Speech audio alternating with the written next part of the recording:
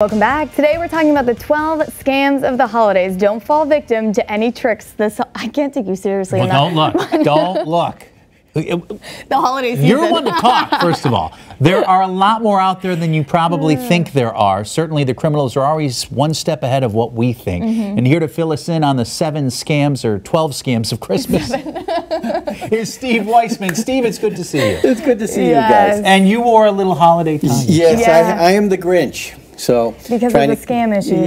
So trying to keep people from being scammed. I mean, these scam artists, it's the most wonderful time of the year, but it's particularly wonderful for them. And they'll scam charities, they'll scam, they'll take packages off your doorstep. Porch pirates. Yeah, and it's pretty rough right now. This is scam time. Do you find that people maybe have their defenses down a bit because it is a time of giving and they want to be more charitable about things? Yeah, I think we do. I think part of it is we're in a charitable frame of mind, and at the same time we're kind of harried and frenzied, and so you get a call from what appears to be a charity, and sure, I'm going to contribute to that charity. And even if you're on the federal do not call list, you can still be called on the phone by a legitimate charity. But even if it comes up on your caller ID as American Heart, it's the Heart Association or whatever, there's a technique called spoofing, which is very easy to do,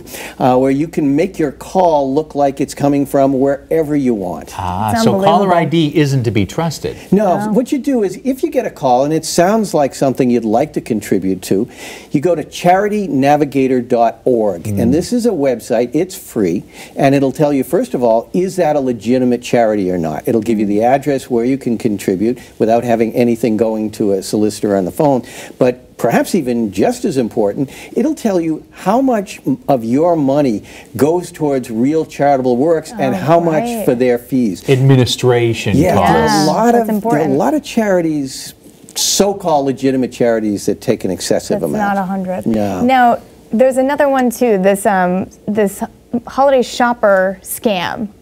The mystery shopper? Mystery shopper, thank you. This is particularly interesting because it's one of these things where there is just a shred of legitimacy to it.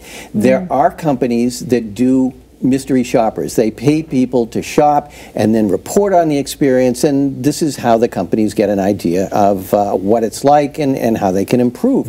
But they never call you, they never tell you you've been accepted for a job you haven't applied for, and they're not taking out ads to get people.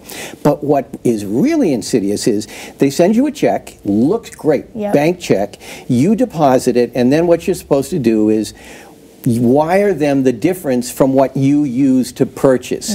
The thing is, the check's counterfeit, and you'll get what's called provisional credit. You'll get temporary credit after about 3 or 4 days. So I've talked to people who said, I waited till my bank said it was cleared. Well, they didn't really say it cleared. They showed that you had provisional credit. It bounces. And then you're on the hook for all of it. Sure, because you've wired the money. They always ask you to wire it, or get gift cards and give us the numbers. Anytime you get this. That's what happened to a friend I know. Oh, it is. That exact thing. They texted them. Yeah. As a mystery shopper, and they had to take photos of the cards. Gift cards. Then, you know, the thing is also, it's gotten so bad, and you sometimes wonder about who's falling for these. The IRS actually warns people now, no, it's not us calling, and we do not take gift cards to pay your taxes. To the Apple App Store, Always and Apple. That's what happens. People are paying, they're being solicited to pay their tax bills with gift cards. Steve, always better to be more cautious and safe around the holidays. Skeptical. Verify first. Yes. And don't let your stress